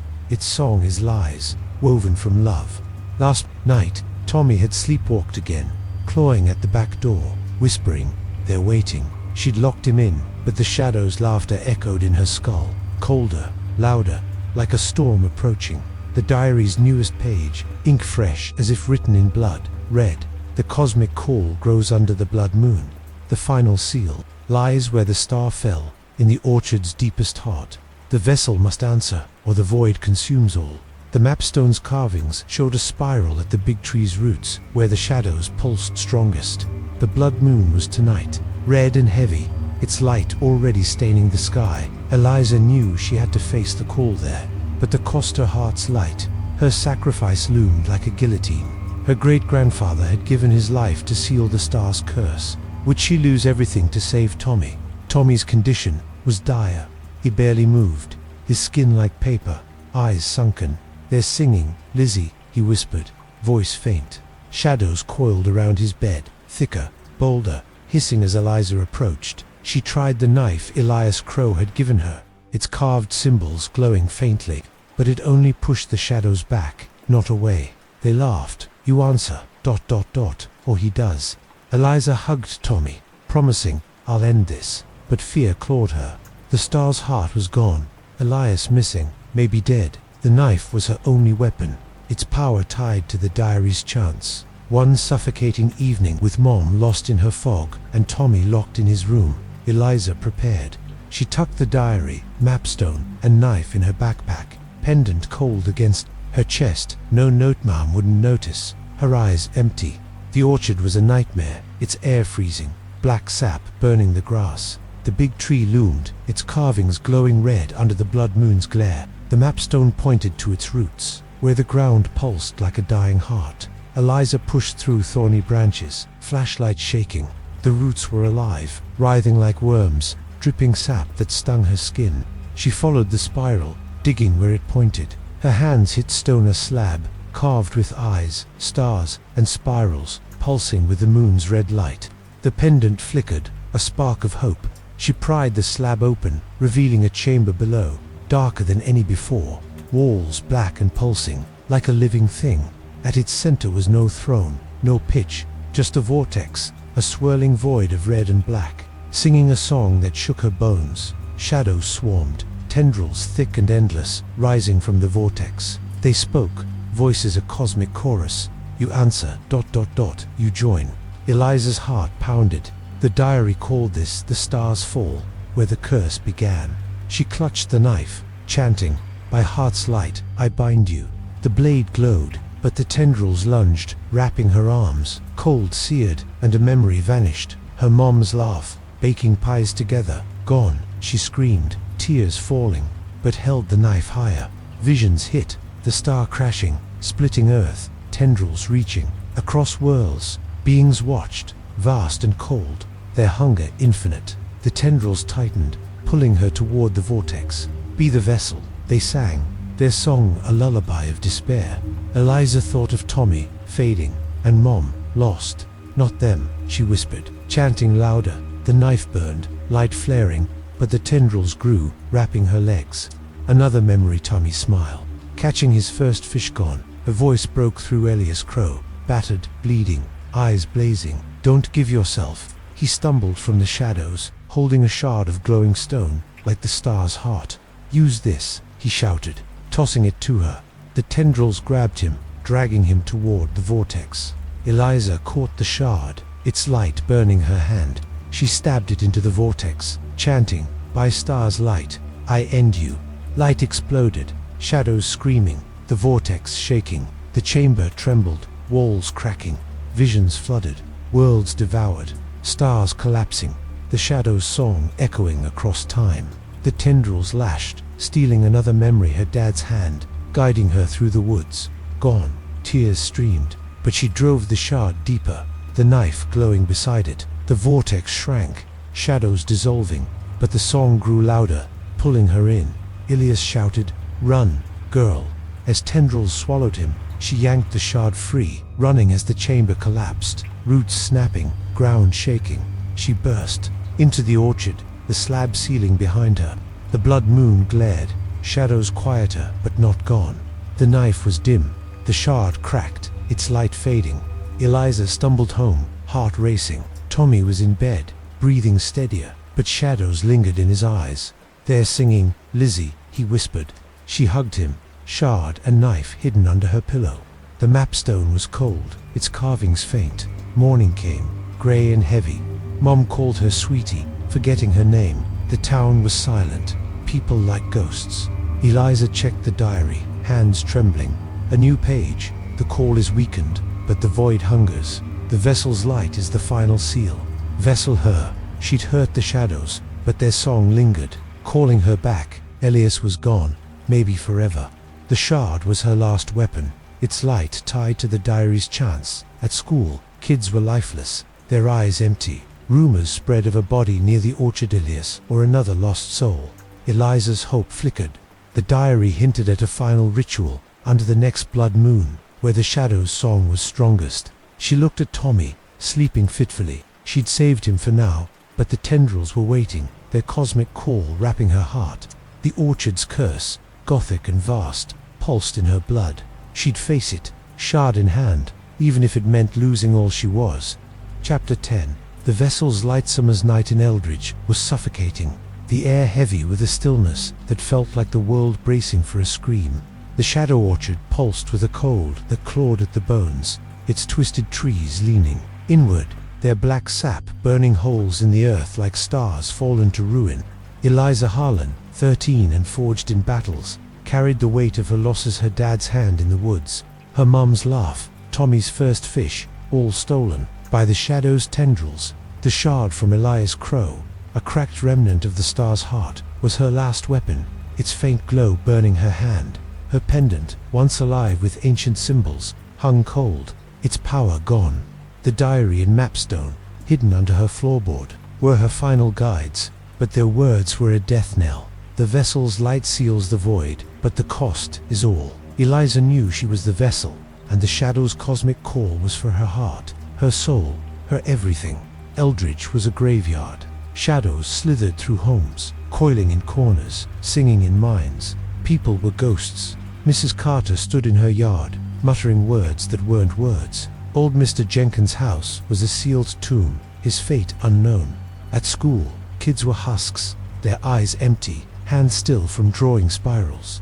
Eliza's mum forgot her own name, calling Eliza sweetie with a vacant smile. Tommy, only 6, was a shadow of himself, feverish, silent, his eyes darting to corners where tendrils pulsed. "They're singing, Lizzie," he whispered, clutching his stuffed bear, voice barely audible.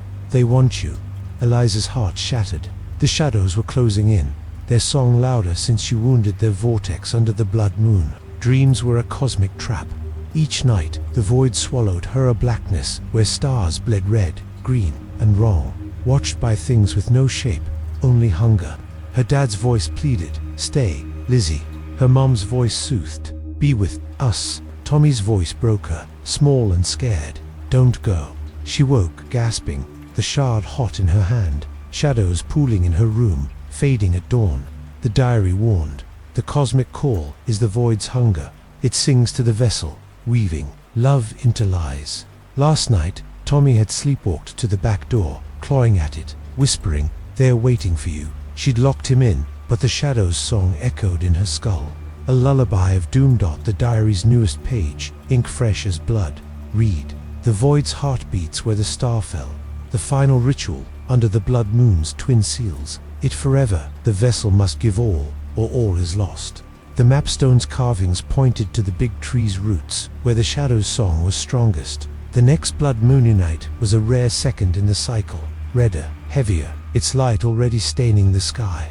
Eliza knew she had to face the void there, but the cost her heart's light, her life felt like a noose. Her great-grandfather had given everything to seal the star's curse. Would she vanish, like Elias' crow, into the dark?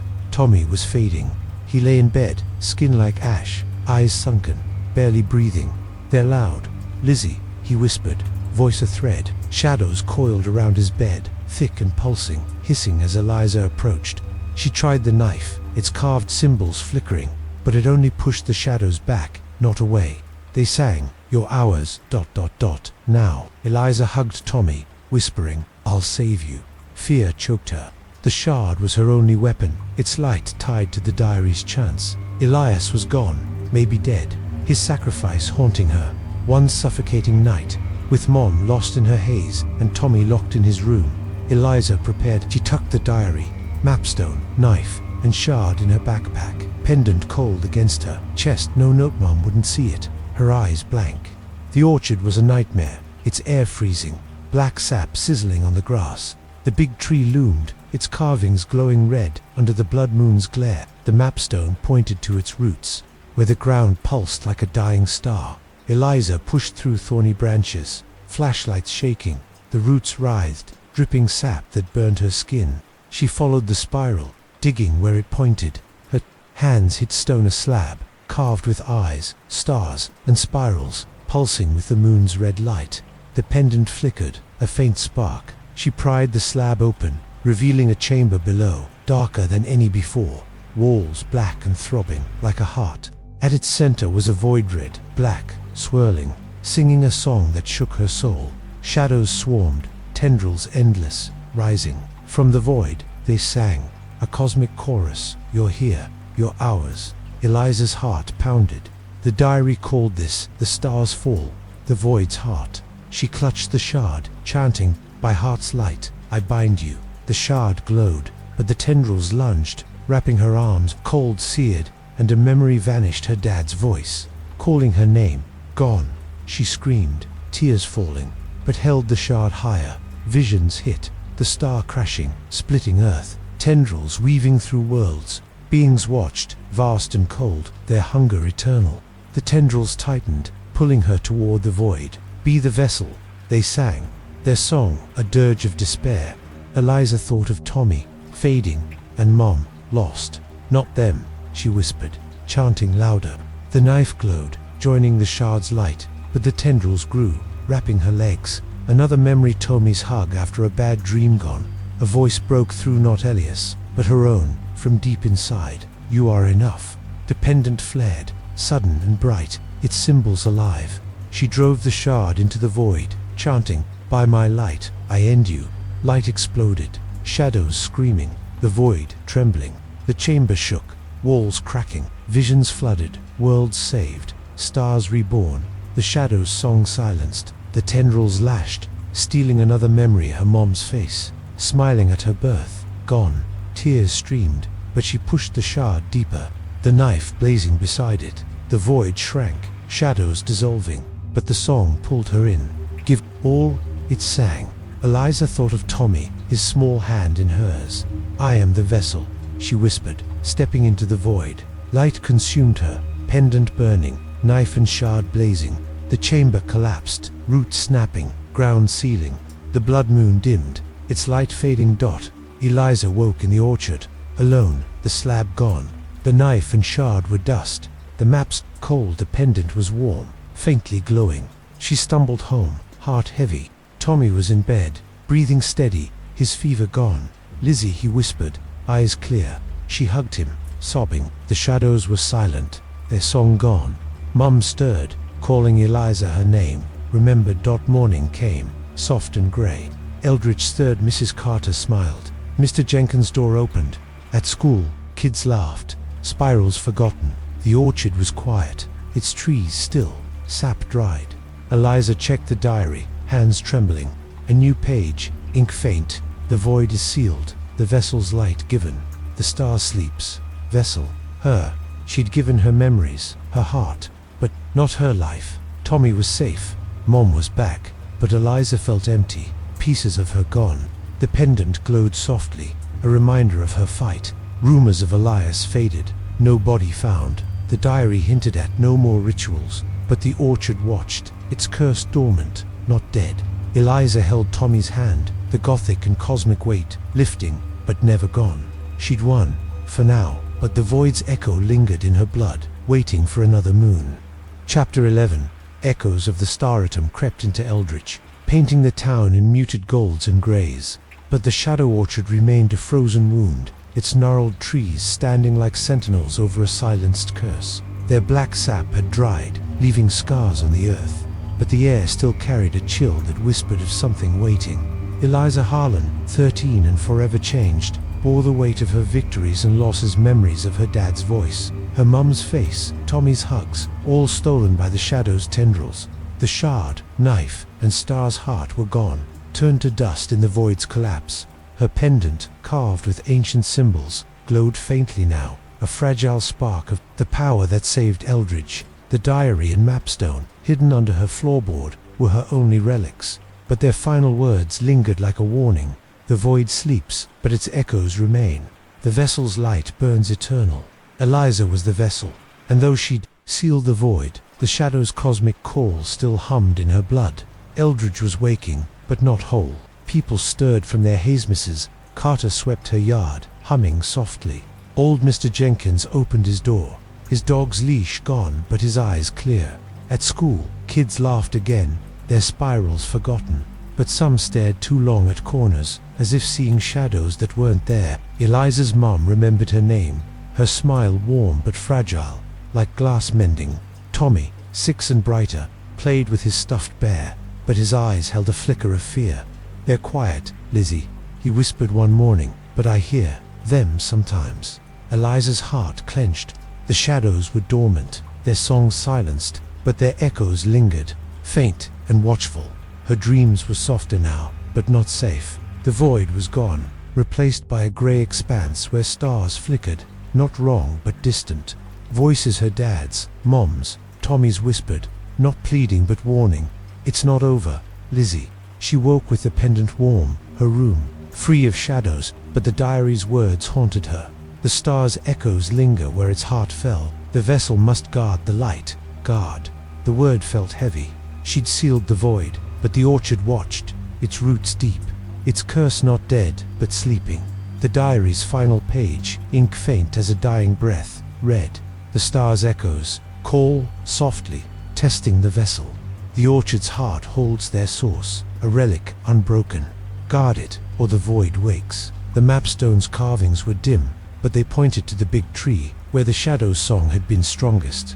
Eliza knew she had to check, to ensure the seal held, but fear gnawed her.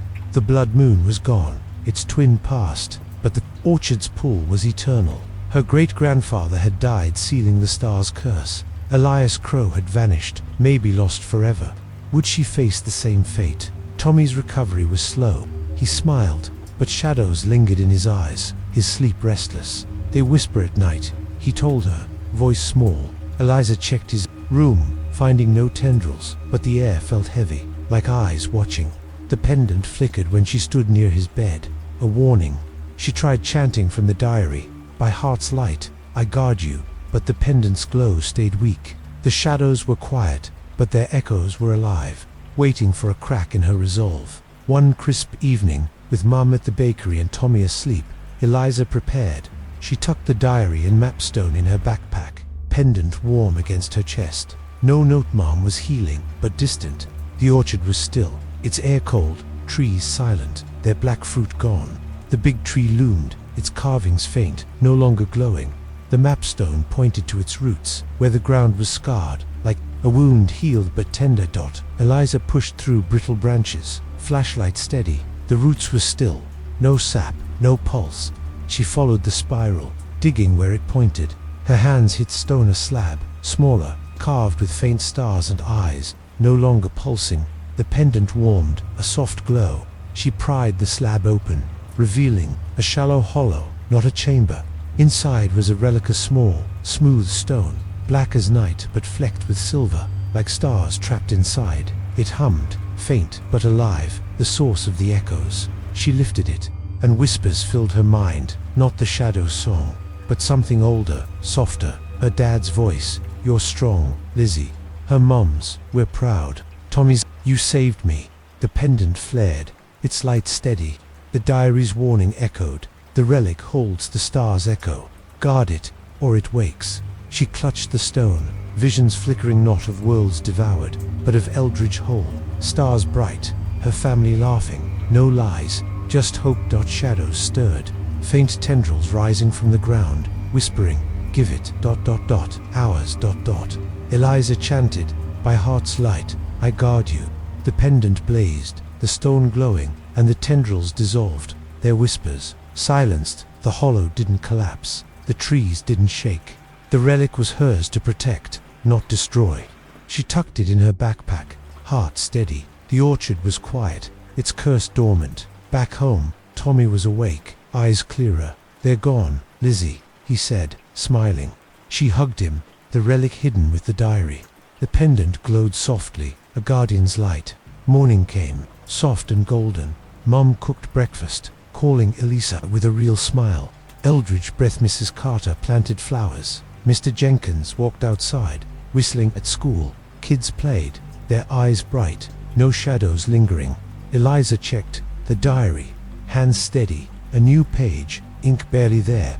The echo is guarded, the void sleeps, the vessel's light endures. Vessel her, she'd sealed the void, saved Tommy, and now guarded the star's echo. The relic was safe, its whispers kind, not cruel. Rumors of Elias, no bodies found. The orchard stood, its trees still, its roots silent, but Eliza felt the weight. The pendant glowed, a reminder of her role. She walked to the orchard's edge, Tommy at her side, his hand in hers. The big tree watched, its carvings faint. Will they come back? Tommy asked, voice small. Eliza squeezed his hand. If they do, I'll stop them. The cosmic curse, Gothic and vast, slept in the orchard's roots, but its echo pulsed in her blood. She was the vessel, her light eternal, guarding Eldridge against the void's return. Chapter 12. The Keeper's Oath. Winter's first breath swept through Eldridge, dusting the town in frost, but the shadow orchard stood untouched, its gnarled trees stark against the grey sky, their roots buried deep in a silenced curse. The air carried a faint chill, not of cold but of something ancient. Watching, Eliza Harlan, 13 and marked by her battles, carried the scars of her sacrifices, memories of her dad's warmth, her mom's laughter, Tommy's joy, all taken by the shadow's tendrils. The relic, a small black stone flecked with silver stars, was her charge now, hidden with the diary and mapstone under her floorboard. Her pendant, etched with ancient symbols, glowed softly, a steady pulse of the vessel's light. The diary's final words were a vow. The echo sleeps, but the keeper must watch. The vessel's light guards the star's heart. Eliza was the keeper, the vessel, and the orchard's cosmic curse lingered in her blood, dormant but never gone. Eldridge was healing, but fragile. People moved with purpose again. Mrs. Carter planted winter roses, her hums brighter. Old Mr. Jenkins walked his yard, whistling softly, his house no longer a tomb. At school, kids laughed, their desks free of spirals, but some flinched at shadows, their eyes wary. Eliza's mum baked pies, calling Eliza, with a smile that held warmth but trembled, like it might break. Tommy, 6 and stronger, played with his stuffed bear, his laughter echoing, but he woke at night, whispering, "They're quiet, Lizzie, but I feel them." Eliza's heart tightened. The shadows' echoes were faint, their song silenced, but their presence lingered, testing her resolve. Her dreams were quieter, but heavy. The grey expanse had faded, replaced by a starlit field where her family's voices spoke, not in hunger, but in love. "You're our keeper," her dad said. "We're here," her mum added. Tommy's voice was soft. "You saved me." She woke with the pendant warm, the relic humming faintly under her floorboard. The diary warned, "The keeper's oath binds the vessel to the star's echo. Its light holds the void at bay." Oath, the word felt like a chain, but one she'd chosen. She'd sealed the void, guarded the relic. But the orchard's roots ran deep, its curse a heartbeat waiting to stir. The diary's last page, ink barely a whisper, read, "The keeper must watch where the star fell. The relic's light holds the echo, but shadows seek cracks. Swear the oath, or the void stirs." The mapstone's carvings, faint but clear, pointed to the big tree, its roots the heart of the orchard's curse. Eliza knew she had to return, to swear her oath and ensure the relic's safety. The blood moon was gone, but the orchard's pull was eternal, its silence a test. Her great-grandfather had died for the star's seal. Elias Crow had vanished, his fate unknown. Would she be bound forever, watching, waiting? Tommy's recovery was steady but incomplete. He smiled, but his eyes flicked to the orchard, wary. "They don't sing, Lizzie," he said, "but they watch." Eliza checked his room nightly, the pendant glowing faintly. No tendrils in sight, but the air felt heavy, like a held breath. She chanted from the diary, "By heart's light, I guard you," and the pendant's glow strengthened, a shield. The relic hummed when she held it, its silver flecks pulsing, a reminder of her role. One frigid evening, with Mum at the bakery and Tommy asleep, Eliza prepared. She tucked the diary, mapstone, and relic in her backpack, pendant warm against her chest. No noteman was healing, but unaware. The orchard was still, its air sharp, trees bare, their scars faded but visible. The big tree stood, its carvings dim, a faint pulse under the frost. The mapstone guided her to its roots, where the ground was hard, marked by her last battle. Eliza knelt, flashlight steady. The roots were silent. No sap, no movement. She followed the spiral, scraping frost to find the slab small, carved with stars and eyes, cold but alive. The pendant glowed, steady and warm. She lifted the slab, revealing a shallow hollow, empty now but humming with the relic's echo. She held the relic, its silver flecks gleaming, and whispers filled her mind, not shadows, but her family's voices, soft, proud. "You're the keeper," her dad said. "You're enough," her mom added. Tommy's voice, "You're my hero." Shadows flickered, faint tendrils testing the hollow's edge, whispering, "We wait." ... Eliza clutched the relic, chanting, "By heart's light, I swear to guard you." The pendant blazed, the relic's light flaring, and the tendrils vanished, their whispers silenced. The hollow stayed still, the trees unmoved. The relic was her oath, her duty to protect, not destroy. She placed it back, sealing the slab, heart resolute. The orchard was quiet, its curse bound. Back home, Tommy was awake, eyes bright. "They're gone, Lizzie," he said, hugging her. She smiled, the relic hidden with the diary. The pendant glowed, a keeper's light. Morning came, crisp and golden. Mum baked, calling Eliza. With a laugh, Eldridge lived. Mrs. Carter's roses bloomed. Mr. Jenkins waved from his porch. At school, kids ran, their laughter free, no shadows in their eyes. Eliza checked the diary, hands steady.